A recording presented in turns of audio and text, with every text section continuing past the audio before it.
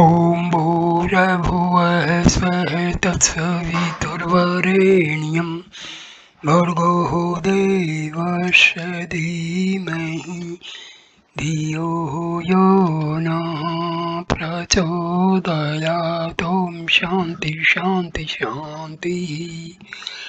Namaskar my dear friends, this is second video on the Upanishadic stories. The name of the story is Raika the cart driver. This story is from famous Chandogya Upanishad. So I start the video. Here is a story from the Chandogya Upanishad.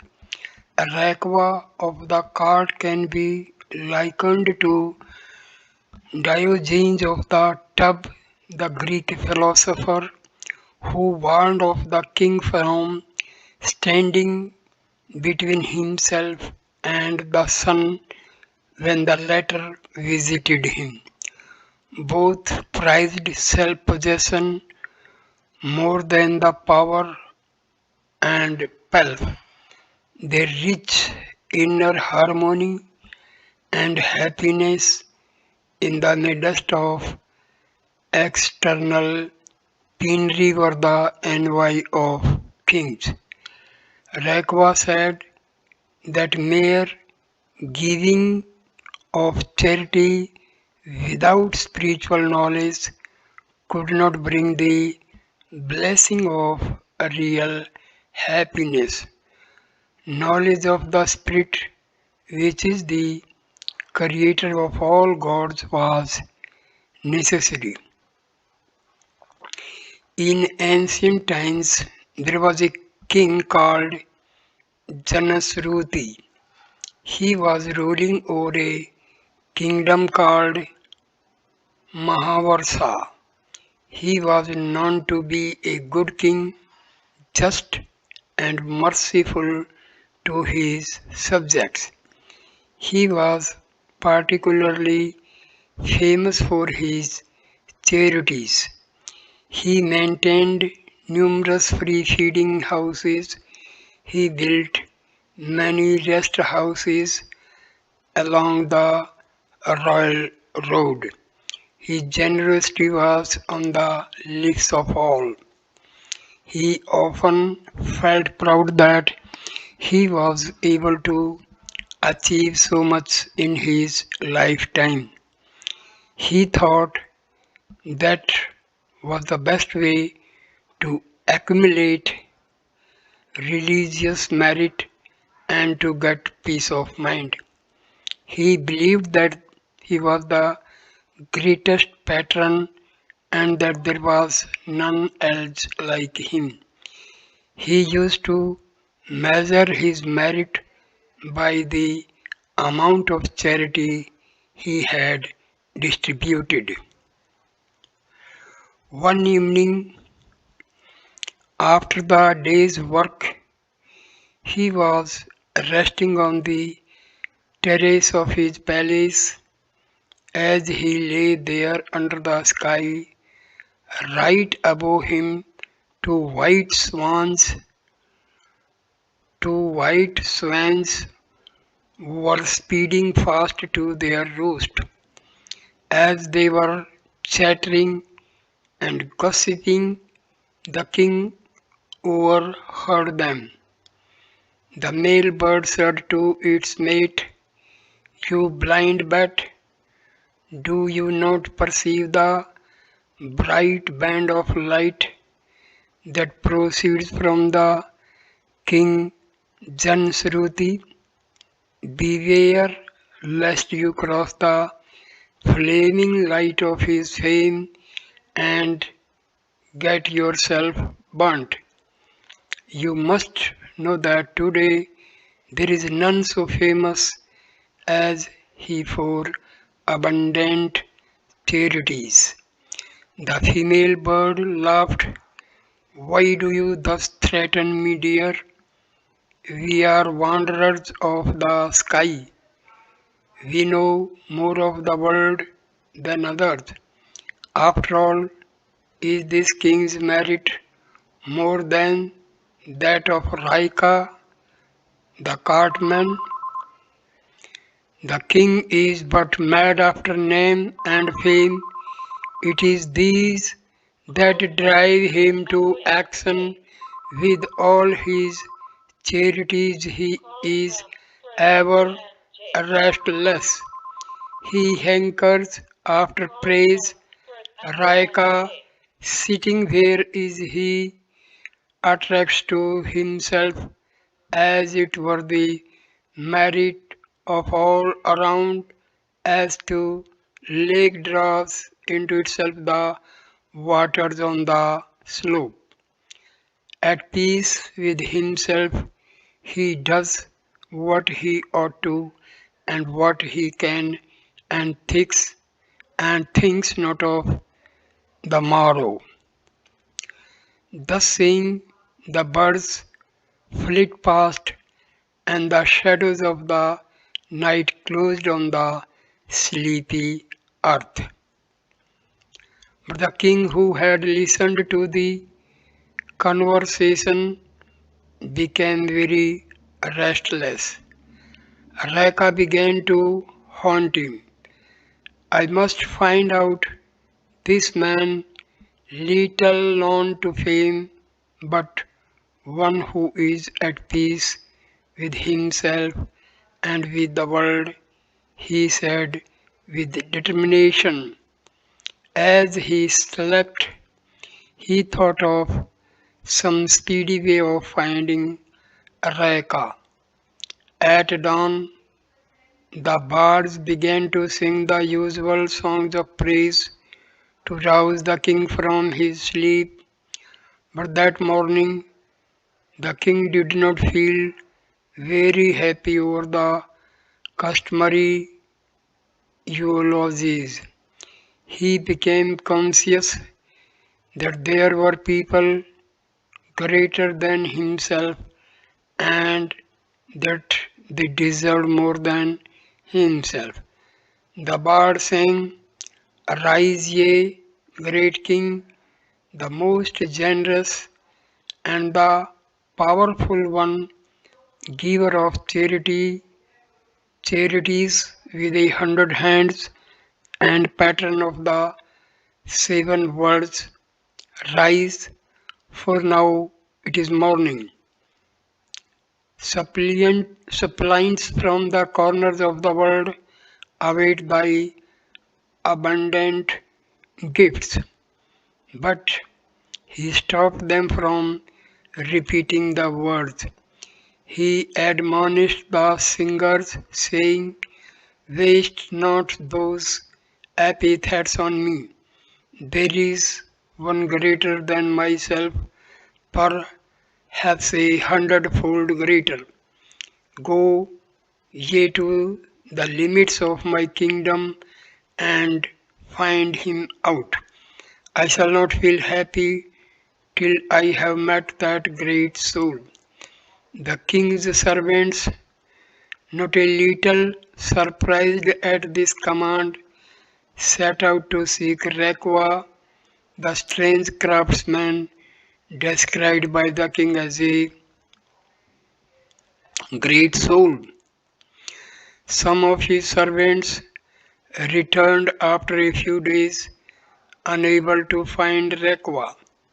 But the king was not satisfied, and he asked them to seek him in a place where the knowers of Brahma, the possessors of the spiritual knowledge, usually dwell.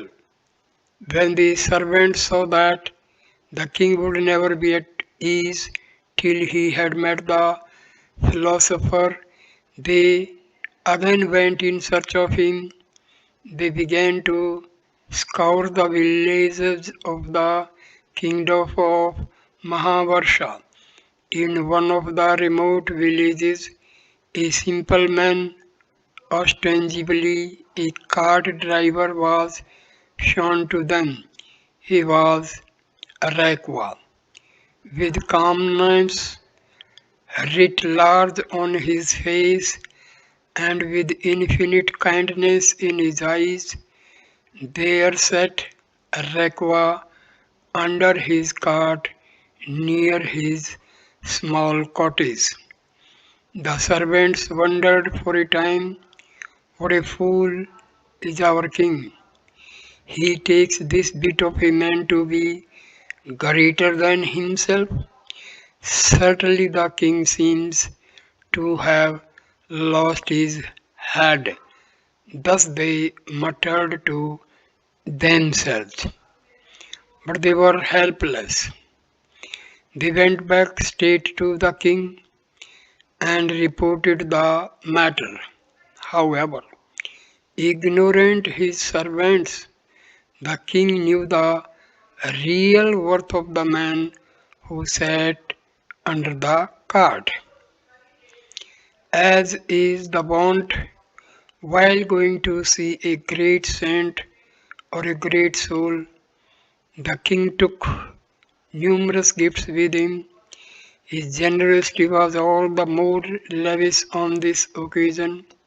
He took along with him 600 well fed milk cattle with cows, gold coins, chariots with horses, and other lovely presents. When the royal party arrived, Raika was at first surprised, but he divined the cause of the king's visit and saw that the king had come to him in search of spiritual truth and inner peace. The king made obeisance and stood with folded hands in a reverent mood. He requested Raika to accept his humble gifts and direct him as regards the God that he should worship in order to attain real happiness. The craftsman philosopher, however, was not much enamored of the rich gifts. He did not readily welcome them. A little rebukingly he said to the king, O royal friend, why do you waste these precious things on me? All these and 100 kingdoms cannot buy spiritual knowledge. It is not something that can be bartered and bought in a market. These trinkets that you have bought are worth nothing to me. The king felt a little hurt at this remark, but his respect for Raika increased a hundredfold when he saw his nonchalant attitude towards all material possessions. Disappointed and helpless for the time being, the king returned to his capital, but he had already come under the spell of Raika. The more he stayed away from him, the more he felt bereaved. He used to hear numerous stories as to how many a person with a sore heart went to Raika and came back consoled and calmed. The king decided to make one more attempt to draw out the philosopher. Once again he went in a humble and pliant mood to the scent of the cart. He approached him and begged of him knowledge as a favor. Raika said that the king was now ripe for a spiritual lesson and therefore welcomed him with warmth. The king then led Raika to his Shamyana and treated him with the utmost respect. They had a long and intimate talk about matters of the mind and things of the spirit. Raika said, various are the gods that people worship as the highest deity. The sweeping wind, the flaming fire, the breathing vital forces are worshipped as God by many, but the Spirit itself, uncreated, creates all and supports them.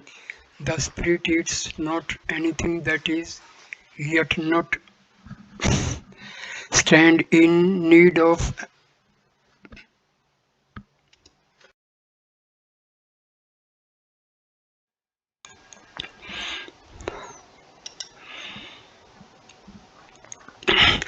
Raika said, various are the gods that people worship as the highest deity.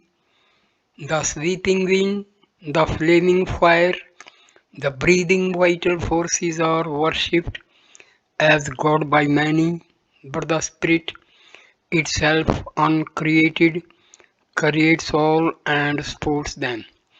The spirit eats not anything, that is, it does not stand in need of anything and is self supporting and self satisfied. All belongs to the spirit, all are but instruments carrying out its will. O king, have neither pride nor vanity for the charities that you dispense.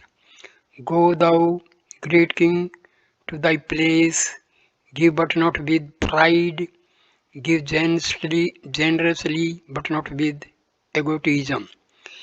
Give freely but not with an eye of fame. Give but not as something that is yours, but as something given you by the Spirit for giving to others.